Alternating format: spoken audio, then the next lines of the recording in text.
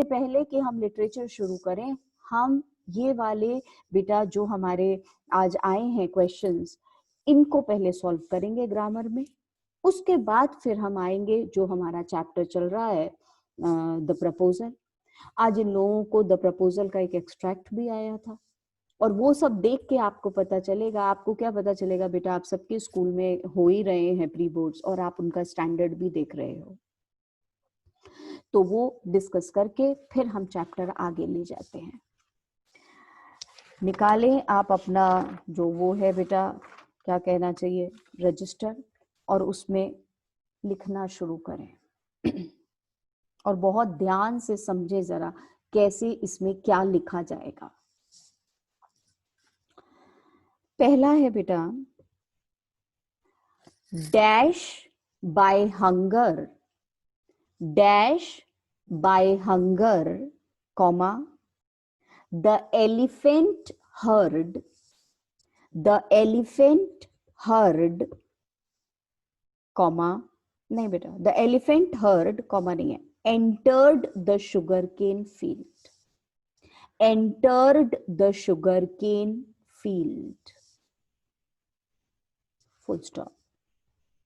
Dash by hunger, comma, the elephant herd, HERD, जिसका मतलब होता है group, entered the sugarcane field.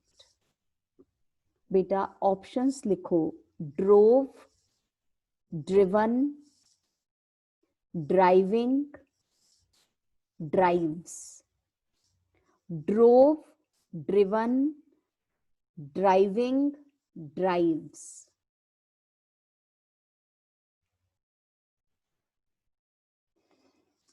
आप में से बहुत सारे बच्चों को इसका आंसर भी ठीक से पता होगा। मैं एक रूल बता दूं, और वो रूल ये है बेटा, एक्टिव पैसिव वॉइस तुमने 8th तक पढ़ी हुई है। एक्टिव पैसिव वॉइस में तुमने पढ़ा है जहां बी वाई बाय आता है, वहां पर पैसिव वॉइस होती है, और पैसिव वॉइस में वर्ब का थर्ड फॉर्म आता है।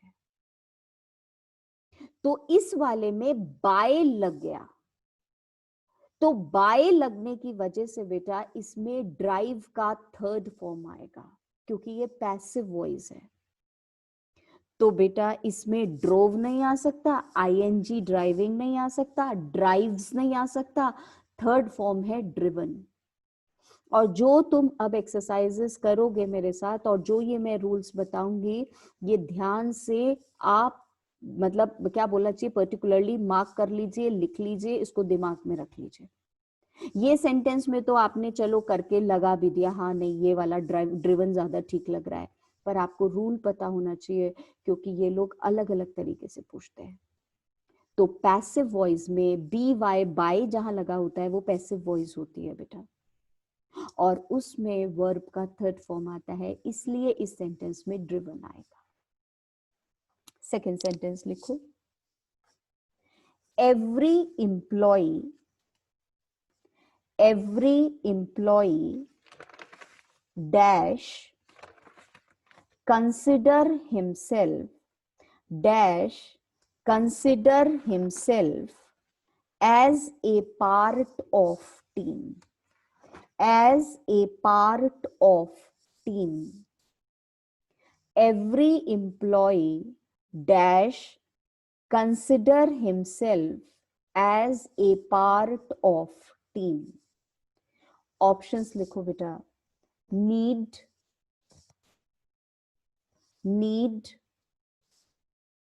सेकंड लिखो बेटा had to,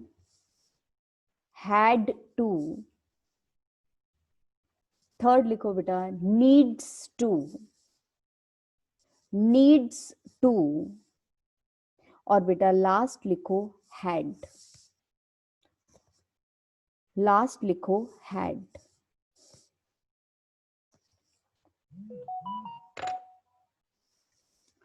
अब बेटा मेरी बात बहुत ध्यान से सुनो।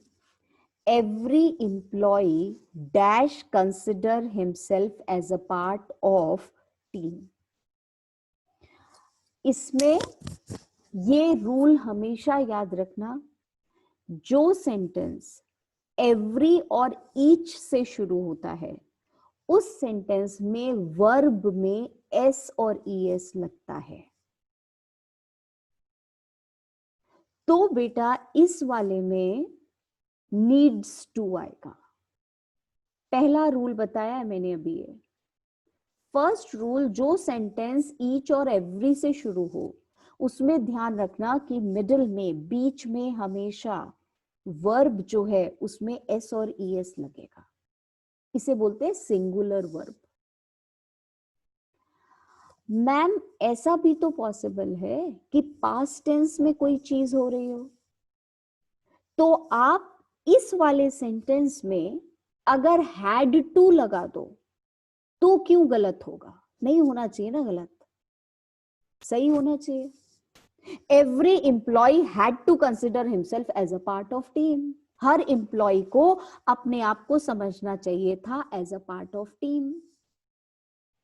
तो बेटा आप ये भी तो सोचो, ऐसा पुराने जमाने में थोड़ी ना होना चाहिए था, वो तो आज भी हो रहा है। आज भी हर एम्प्लॉय को अपने आप को टीम का पार्ट मानना चाहिए। तो ये तो पास्ट टेंस की बात नहीं है ना, प्रेजेंट की बात है, इसलिए हैड टू नहीं आएगा इसमें। इस सेंटेंस को समझाने के लिए मैंने दो रूल्स बताए। पहला, जो भी सेंटेंस ईच और एवरी से शुरू होता है उसमें बेटा वर्ब में एस और ईएस आता है। ये सेंटेंस पास्ट टेंस में अगर होता तो हैड टू बिल्कुल ठीक था, पर ये वो बात कही जा रही है जो बात प्रेजेंट में भी ट्रू है, सिर्फ पुराने जमाने में थोड़ी ना ट्रू थी। जैसे सूरज आज भी निकलता है, पास्ट टेंस हो ही नहीं सकता। वैसे ही हर जगह ऐसा पॉसिबल है कि आपको अपनी टीम का हिस्सा समझना चाहिए खुद को, इसलिए ये सेंटेंस पास्ट टेंस में नहीं होगा। और बेटा इतना फ्री रहना ये पूछने के लिए कि मैम ये वाला क्यों नहीं आएगा ऑप्शन, शायद आप पूछोगे तो मैं उसका और भी ज्यादा क्लियर आपको दे पाऊंगी बेटा, समझा पाऊंगी रूल्स, क्योंकि बहुत इंग्लिश तो वास्ट ओशियन है, इसमें से तो कितना समझे उतना कम। थर्ड सेंटेंस लिखो, I am a slow reader, I am a slow reader, comma, but I remember dash I read. I am a slow reader, comma, but I remember dash I read. बेटा इसमें options इन्होंने दिए हैं, much of what, much of what, दूसरा लिखो most of what, most of what,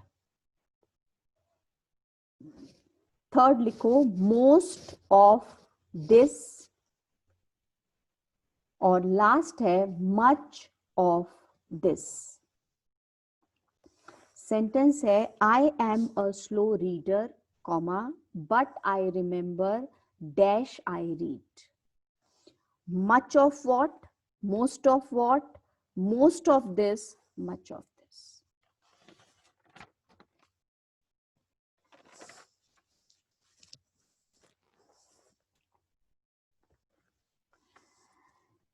इसमें से बेटा दो चीजें फोकस में आ रही हैं, मोस्ट और मच। तो सोचने वाली बात यह है कि मोस्ट आना चाहिए या मच आना चाहिए। बाद में सोचेंगे व्हाट आएगा, दिस आएगा या नहीं। तो पहले तो हमें यह पता होना चाहिए I am a slow leader but I remember dash I read. तो इसमें बेटा मच और मोस्ट में क्या अंतर होता है? मच का मतलब होता है क्वांटिटी, मोस्ट का मतलब होता है बेटा नंबर, फ्रीक्वेंसी। और यहां पे मैं जितना पढ़ता हूं वो ज्यादा मुझे याद रहता है। गिन तो नहीं सकते ना आप, नंबरिंग तो नहीं कर सकते ना आप, तो आप इसमें मोस्ट जो है वो नहीं लिखोगे, आप इसमें मच लिखोगे। मच मतलब क्वांटिटी, कितना याद कर सकते हो। अब ये तो आसान है, तुम अब तो डिवाइड कर लोगे बेटा, जैसे वो केबीसी आता है ना, उसमें से 2 तो हटा दो, 2 बच गए हैं, उसमें से आप कर सकते हो बड़े आराम से। तो बेटा इसमें क्या आना चाहिए, मच ऑफ व्हाट या मच ऑफ दिस। तो इन्होंने बोला है I am a slow reader but I remember, much of this की तो बात ही नहीं हो रही ना, दिस तो ये होता है, ये की तो बात ही नहीं हो रही, यहाँ तो कुछ है ही नहीं, ये तो जनरल बात बोल रहा है। तो हम बोलेंगे much of what, much of what I read, this I read नहीं, व्हाट आई रीड, जो भी मैं पढ़ता हूं, ये पढ़ता हूं नहीं। तो इसमें आप लिखोगे मच ऑफ व्हाट। बेटा फोर्थ इन्होंने हमें दिया था, देखेंगे,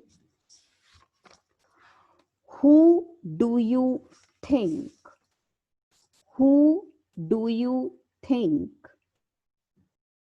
you are, who do you think you are to give me, to give me dash about studying, dash about studying, who do you think you are to give me dash about studying, question mark। Options लिखो बेटा, advising, ADVISING, ADVISING। दूसरा लिखो advised, ADVISED, ADVISED। Third लिखो बेटा ADVICE, ADVICE। और last लिखो ADVISE, ADVISE।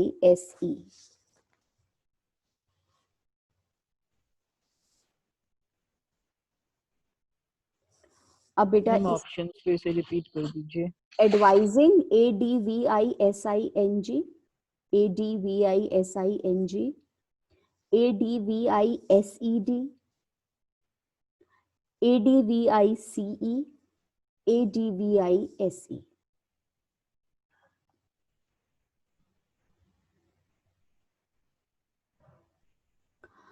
इसमें basic आप बेटा समझ लो, ADVICE और SE में डिफरेंस समझ लो, उसके बाद ING और ED वाला तो आप कर ही लोगे। बेटा एक होता है ADVICE और ऐसा ही होता है PRATICE, प्रैक्टिस, एडवाइस, जिसमें CE लगता है। जिसमें CE लगता है बेटा, चाहे वो एडवाइस हो चाहे वो प्रैक्टिस हो, CE वाले का मतलब होता है नाउन, नाउन। और बेटा जहां SE लगता है, चाहे वो प्रैक्टिस हो चाहे वो बेटा आपका ये हो एडवाइस हो, उसका मतलब होता है वर्ब। वर्ब का मतलब मैं तुम्हें एडवाइस दे रही हूं, आई एम एडवाइजिंग यू। तो ये हो गया बेटा आपका एक्शन हो रहा है ना एडवाइस में, तो इसको आप SE बोलते हो। पर बेटा जब हम बोलते हैं कि वो कुछ एक्शन, काम, पर्सन का नाम है, किसी चीज का नाम है, तब हम बोलते हैं CE। जैसे practice makes a man perfect. तो प्रैक्टिस क्या हो गया, प्रैक्टिस बनाती है इंसान को परफेक्ट। प्रैक्टिस में कुछ एक्शन नहीं हो रहा, प्रैक्टिस में एक्शन कब होगा, जब तुम बोलोगे आई प्रैक्टिस अ लॉट, तब तुम प्रैक्टिस में क्या कर रहे हो, एक्शन कर रहे हो, तो उसमें क्या होगा SE। पर CE कब आएगा, जब तुम कुछ काम नहीं कर रहे, तुम उसके बारे में बता रहे हो। ऐसे एडवाइस में होता है, जब एडवाइस दी जा रही है, ली जा रही है, एक्शन हो रहा है, S लगता है। जब हम उसके बारे में बात कर रहे हैं तो CE लगता है। अब ये सेंटेंस में ध्यान से देखो, एक्शन हो रहा है या बेटा इसमें उसके बारे में बात हो रही है एडवाइस के। Who do you think you are? तुम क्या समझते हो तुम कौन हो? To give me dash, मुझे एडवाइस देने वाले about studying. Who do you think you are to give me? तुम कौन होते हो मुझे देने वाले एडवाइस? एडवाइस दे नहीं रहे हो, एडवाइस देने वाले। एडवाइस किसी चीज का नाम हो गया ना यहाँ पर। तो इस केस में हम क्या लगाएंगे? सीई। तो इसमें बेटा आएगा, बाकी तीनों के तीनों SING, SED, SE ये नहीं आएंगे, एडवाइस आएगा सीई, क्योंकि उसके बारे में बात हो रही है। अब बेटा इन्होंने हमें एक और सेंटेंसेस दिए और इन्होंने ऐसे बोला, 4 सेंटेंस दिए, 4 में से बोला है बताओ कौन सा वाला सेंटेंस करेक्ट है। मतलब ये कि बेटा सिर्फ एक करेक्ट है, बाकी तीनों रॉन्ग है। क्यों रॉन्ग है वो समझो। तो एक सेंटेंस लिखो, फर्स्ट सेंटेंस लिखो, everyone must carry, everyone must carry their own bags at the airport. Everyone must carry their own bags at the airport.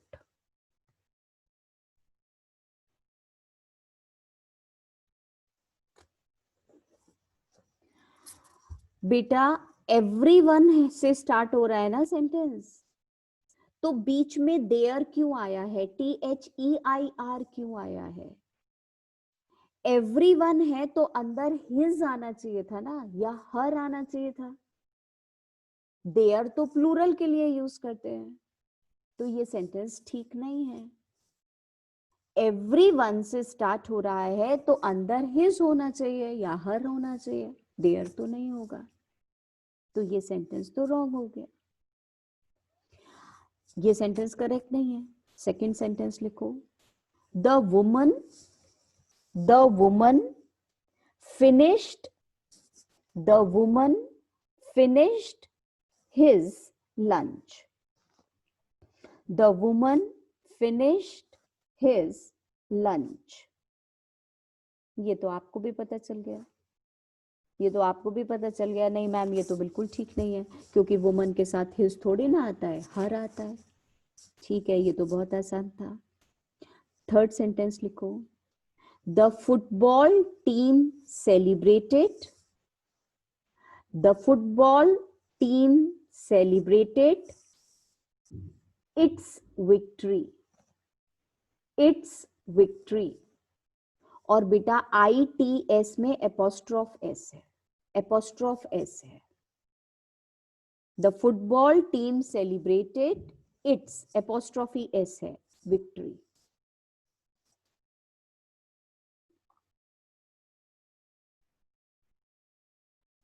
आप जानते हैं बेटा, जब IT एपोस्ट्रोफ S होता है तो उसका मतलब होता है इट इज। तो ये सेंटेंस कितना गलत है, the football team celebrated it is victory, ये सेंटेंस भी गलत हो गया। जब हम इट और एपोस्ट्रोफ एस बोलते हैं तो उसका मतलब होता है इट इज, इट्स के लिए एपोस्ट्रोफ नहीं आता, तो इसका मतलब ये भी गलत हो गया। लास्ट सेंटेंस देखो, every mother loves their child, every mother loves their child।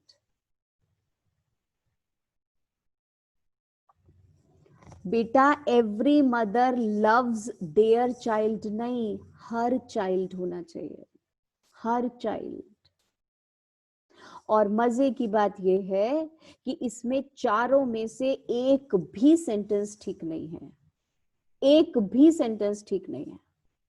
अब दीवान के टीचर्स इसको करेक्ट करेंगे, भगवान जाने कौन सा सही बताएंगे, अदरवाइज ये मिसप्रिंट है, ये गलत है सेंटेंसेस चारों।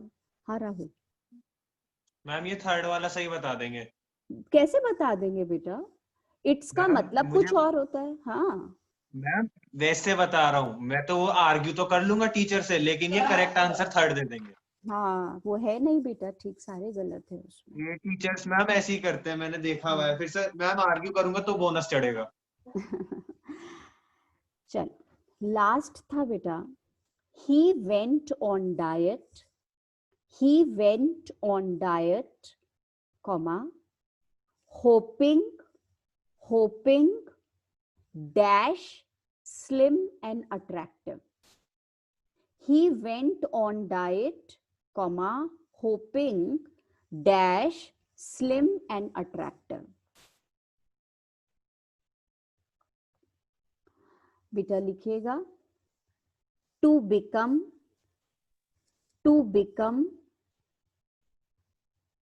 became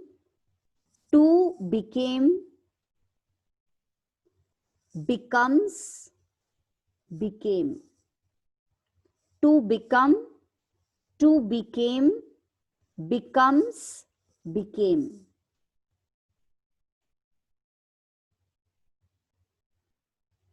He went on diet hoping dash slim and attractive.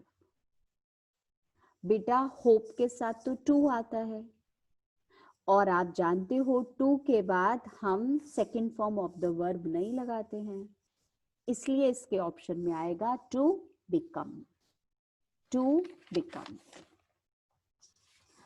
मुझे लगता है लिटरेचर करा के कुछ नहीं सिवाय ग्रामर के और कुछ नहीं कराना चाहिए तुमको, इतना सारा करना है उसमें। अभी आ जाए बेटा, थोड़ा प्रपोजल भी कंप्लीट करना है हम लोगों को। Let us take out which page number it is, जहां से प्रपोजल पढ़ेंगे हम आज। ये शिक्षा तुम्हारे ग्रुप में मैंने मैसेज तो दिया था, कशिश तो आ गई है, इतने सारे बच्चे आए क्यों नहीं है? लड़कियां भगवान जाने कहाँ है। चलिए बेटा, इसमें शायद पेज नंबर देखो 152 से पढ़ना है क्या, या 152 पढ़ लिया था? नहीं पढ़ा था। 151 में हमने लास्ट में पढ़ा था what proposal, why he came here to propose to you, to propose to me, why didn't you tell me so before, so he dresses up in the evening clothes, the stuffed sausage the wizened faced from. ठीक है, नहीं ma'am इससे पहले से पढ़ना है। नहीं नहीं मैम कहीं से हमें पढ़ना है। मैम व्हाट डिड यू से 150 पेज से पढ़ना है हमें। ओ मैम अभी हम 150 मैम पे हमें पहुंचे। पढ़ना है। Yes ma'am. 150 पे कौन सा वाला हो गया तुम्हारा स्पीच, कौन बोल रहा है? मैम नीचे से चुबोकोव की थर्ड लाइन। अच्छा ठीक। ना चुबोकोव आते हैं बेटा, चुबोकोव आकर भी कह रहे हैं जी वो जमीन तो हमारी है, ऑक्सन मीडोज तो। What is that? What did you say? Page number 150 है ना लास्ट में। नतलाया, पापा send the Maoris out to the meadows at once. पापा भेज दो माओर्स को मीडोज पे कटिंग करने के लिए, सब कुछ फसल वसल वहां की घास वास काट देंगे, तभी इसको समझ आएगी। बेटा चुबोको कहता है व्हाट डिड यू से सर। बेटा चुबोको जो है ना बड़े प्यार से बात कर रहा होता है, इतना मतलब क्या बोला चाहिए, डबल फेस्ड है, गुस्सा तो उसको बहुत आ रहा है पर फिर भी बड़े प्यार से बोलता होता है सर सर करके। Oxen Meadows are ours and I shan't, shan't का मतलब will not, give them up, shan't give them up, shan't give them up, चिल्ला रही है, इतनी आर्ग्यूमेंटेटिव और लाउड। बेटा लोमोव कहता है we will see, I will have the matter taken to the court. ठीक है तो फिर मैं कोर्ट में लेके जाऊंगा, and then I will show you, और फिर मैं आपको दिखाऊंगा।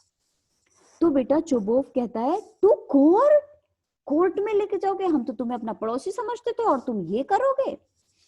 You can take it to court and all that, हाँ हाँ ले जाओ अदालत में, you can. I know you are just on the look out for a chance, look out मतलब फाइंडिंग, सर्चिंग, तुम सारे दिन ढूंढते हो एक मौका। टू कोर्ट, कोर्ट में जाने का तो शौक है ना तुम्हें, सारे टाइम तुम यही ढूंढते होते हो, एंड ऑल दैट, यू पेटी फॉगर। बेटा पेटी फॉगर का मतलब हो गया one who argues about small issues, one who argues about small issues, जो छोटी छोटी बात पे आर्ग्यूमेंट करता है। All your people were like that. बेटा पीपल मतलब फैमिली, तुम्हारे तो पूरा परिवार ऐसा है, all of them. Lomov, never mind about my people. The Lomovs have all been honorable people. मेरी फैमिली के बारे में बात मत करना, हम लोग हमेशा से बहुत रिस्पेक्टेबल रहे हैं। ऑनरेबल मतलब respectable. And not one has ever been tried for embezzlement. बेटा embezzlement का मतलब stealing the money of the boss. हमारे ऊपर कभी भी ट्राइड का मतलब केस नहीं चला है कि हमने किसी का पैसा गड़बड़ किया हो। लाइक योर ग्रैंडफादर, जैसे आपके दादाजी थे, तो बेटा पर्सनल अटैक करे। आपके दादाजी एम्बेजलमेंट में बेटा मनी को स्टील करने में फंसे थे। अब चुबोकोव को गुस्सा आ गया। You Lomovs had lunacy in your family, all of you. बेटा ल्यूनेसी का मतलब होता है मैडनेस। तुम तो पूरा परिवार पागल है, ल्यूनेसी है तुम्हारे परिवार में तो। ऑल ऑल ऑल, बेटा बेटी पीछे खड़े हो गए, सारे के सारे, सारे के सारे, सारे के सारे, दोनों ही लड़े जा रहे उससे। Yours grandfather was a drunkard.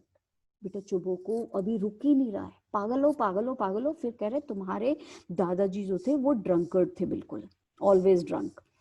And your younger aunt, और जो तुम्हारी छोटी आंट थी Nastasya Mikhailovna, ran away with an architect, घर से भाग गई थी आर्किटेक्ट के साथ। अब बेटा लोमोव को गुस्सा आ गया, वो भी पर्सनल अटैक करेगा। एंड योर मदर, और आपकी माँ कुबड़ी थी, ऐसे कुबड़ निकला हुआ था उसके। And your mother was humpbacked, hump वो जैसे ऊंट का होता है ना वैसे वाला। और बेटा इसको तो बेचारे को ऐसे अटैक पड़ते अपना दिल पकड़ लेता है। क्लचेस हिज हार्ट, क्लचेस मतलब होल्ड। फिर कहता है समथिंग पुलिंग मी इनसाइड, ओहो मुझे कुछ चीज अंदर से चुभ रही है। माय हेड, ओहो हेल्प वाटर। बेटा उसके बेचारे की तबीयत खराब हो रही है, हेल्प वाटर। और ये दोनों बेटी और पिताजी उसके ऊपर चिल्लाए जा रहे हैं। Your father was a guzzling gambler, फिर भी बोले जा रहा है बेटा चुबो को। गजलिंग का मतलब लिखो drink greedily, drink in excess. और गैम्बल मतलब जो जुआ खेलता है, तो वो तो ड्रिंक भी करते थे और जुआ भी खेलते थे।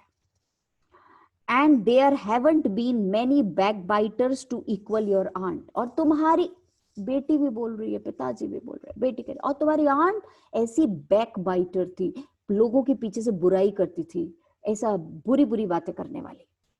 बेटा ये चुबोक नहीं बोल रहा, नेक्स्ट लाइन ये लोमोव बोल रहा है, तो उसको ठीक कर लो। My left foot has gone to sleep, ओहो मेरा तो पैर सो गया। यू आर इन इंट्रीग्यूअर, बेटा पैर सो गया, तबियत खराब हो रही है, then he should go, but he is ready to fight. तबियत खराब हो रही है but he has to fight. फिर कहता है तुम तो इंट्रीग्यूअर हो। इंट्रीग्यूअर का मतलब चीटर, जो गलत कॉन्स्पिरेसी करता है। Oh my heart, and it is an open secret. बेटा ओपन सीक्रेट ऑक्सीमोरोन यूज हुआ है। दो वर्ड्स एक साथ लिखे, दोनों का मतलब अपोजिट, उसको बोलते हैं ऑक्सीमोरोन। तो ओपन सीक्रेट, खुला हुआ सीक्रेट है, ऑक्सीमोरोन हो गया, सीक्रेट तो क्लोज्ड होता है। Open secret that before the last elections you breathe, I can see stars. ओहो मुझे तो तारे नजर आ रहे हैं। Where is my hat? It is low, it is dishonest, it is mean. Mean मतलब selfish. And you are just a malicious. बेटा malicious मतलब causing harm. तुम दूसरों को नुकसान पहुंचाने वाले हो। Double-faced intriguer. Yes. Here is my hat, my heart, which way? तो बेटा टोपी पहनता है, कहाँ जाऊं कहाँ जाऊं, वो तो भागने को तैयार हो जाता है। Where is the door? Oh think I am dying, मैं तो मरने वाला हूँ। My foot is quite numb, numb मतलब without sensation। तो बेटा ऐसे में neighbors are to help, oh are you feeling sick, लाओ हम तुम्हें ठीक करें। वो बेचारा बोल रहा है, उसकी तरफ कोई ध्यान नहीं दे रहा। Goes to the door, वो तो दरवाजे से बाहर निकल गया। पिताजी बाहर तक दौड़ते हुए जा रहे हैं उसको गुस्सा करने के लिए। Chuboko following him means running behind. And don't set foot in my house again. फिर मत आना मेरे घर में। Take it to court. We will see. लेके जाओ ऑक्सन मीडोज का कोर्ट अदालत में, हम देख लेंगे। बेटा लोमोव स्टैगर्स आउट। स्टैगर का मतलब वॉक विद डिफिकल्टी, लड़खड़ाता हुआ बेचारा जा रहा है क्योंकि तबीयत ठीक नहीं है। Devil take him. भाड़ में जाओ। Walks about in excitement. बहुत बेटा एक्साइटेड है, एक्साइटेड रेस्टलेस, परेशान, घूम रहा है। What a rascal? बेटा rascal कौन होता है? Dishonest man. तो नतलाया कहती है बड़ा बेईमान आदमी है। What trust can one have in one's neighbor after that? ये सब सुनने के बाद किसका विश्वास रहेगा अपने पड़ोसियों में? चुबोक कहता है द विलन, द स्केयर क्रो बेटा very odd looking, very ugly looking, ऐसा गंदा है। नतलाया कहती है मॉन्स्टर, राक्षस है। First he takes our land, पहले तो ऑक्सन मीडोज ले लिया हमारे, and then he has the impudence to abuse us. बेटा इम्प्यूडेंस का मतलब होता है रूडनेस, डिसरेस्पेक्टफुल। इतना डिसरिस्पेक्टफुल है, एक तो हमारी जमीन अपनी बता रहा है और ऊपर से हमें ही अब्यूज कर रहा है, अजीब अजीब नामों से पुकार रहा है। चुबोक एंड दैट ब्लाइंड हेन, बिल्कुल अंधा मुर्गी के जैसा, दैट टर्निप घोस्ट, ऐसा गंदा लग रहा था, शलजम के जैसा, भूत जैसा, has the confounded cheek to make a proposal, और ऐसा चेहरा लेके, बेटा कंफाउंडेड मतलब एंग्री, और ऐसा चेहरा लेके प्रपोजल लेके आया था। व्हाट अ प्रपोजल, क्या समझता है वो प्रपोजल? तो बेटा नतलाया का दिमाग खराब हो गया, कहती कौन सा प्रपोजल लाया था, उसको तो पता ही नहीं। Why he came here to propose to you? हाँ, यहाँ तुमसे प्रपोजल लेके आया था ना, तुमसे शादी करने का। अब बेटा सब भूल जाती है, उसके पीछे इतनी खुश हो जाती कि मेरी तो शादी का प्रपोजल लेके आया था। To propose to me? Why didn't you tell me so before? पहले क्यों नहीं बताया आपने? So he dresses up in evening clothes. अरे इसीलिए तो सुंदर कपड़े पहन के आया था। The stuffed sausages. बेटा stuffed मतलब filled, वो भरी हुई sauce. The wizen faced frump. बेटा wizen का मतलब होता है wrinkled, झुर्रियां पड़ा हुआ, बूढ़ा हो गया ना इसलिए। बेटा फ्रम्प का मतलब कलरलेस, वो झुर्रियां पड़ा हुआ सफेद सफेद सा, और आ गया यहाँ पे तुम्हें प्रपोज करने के लिए। नतलाया तो बेटा दिमाग खराब, टू प्रपोज टू मी, और बेटा she falls into the easy chair and wails, wails मतलब क्राई। शॉक लगता है उसको कि मेरे से जैसे तैसे कोई प्रपोज करने आया, मेरी शादी होने वाली थी और मैंने तो उसे डांट के भगा दिया। बेटा गिर गई कुर्सी में। Bring him back, bring him here, अभी उसको लेके आओ, फिर से लेके आओ। बेटा चुबोकोव को तो, पिताजी को तो यकीन ही नहीं होता, कहते ब्रिंग होम हियर, किसको लेके आऊं? Quick quick, I am ill, fetch him. Hysteric का मतलब होता है बेटा uncontrolled, madly. What is that, what is the matter with you? अरे भैया क्या हो गया तुझे, क्या हो गया? अब बेटा पापा ऐसे में बेटी से बात करे, पिताजी अलग ही टाइप के, सिर पकड़ के बैठ गए। ओ क्या करूं, oh unhappy man that I am, ओहो मैं तो बहुत ही परेशान हूँ। I will shoot myself, बेटा कोई बात है, मैं अपने आप को गोली मार लूंगा। I will hang myself, फांसी पे चढ़ जाऊंगा। We have done for her, क्या करूं इसके लिए? बेटी भी चिल्लाई जा रही है, I am dying, don't yell, चिल्लाओ मत, मैं मर रही हूँ। उफ, एट वंस, डोंट येल, तुम मत चिल्लाओ, पिताजी कहते हैं। रन्स आउट, और बेटा पापा बाहर भाग गए उसको बुलाने के लिए। नतलाया रोए जा रही है, and she is talking to herself, what have they done to me, fetch him back, उसे लेके आओ, ये क्या हो गया, ये क्या हो गया? बेटा थोड़ी देर के बाद, पॉज जहां लिखा है उसका मतलब स्टॉप, चुबोकोव रन्स इन। अब वो आते हैं, आ रहा है वो अभी, और अपने आप तुम उससे बात कर लेना, मैं तुमसे कोई बात नहीं करूंगा, जो तुम्हारे मन में आए वो करो। He is coming and so on. They will take him. भाड़ में जाए वो। उफ, talk to him yourself. I don't want to. वो तो बेटा चुप ही नहीं हो रही, बार बार वेल, fetch him. वेल मतलब crying, fetch him मतलब bring him.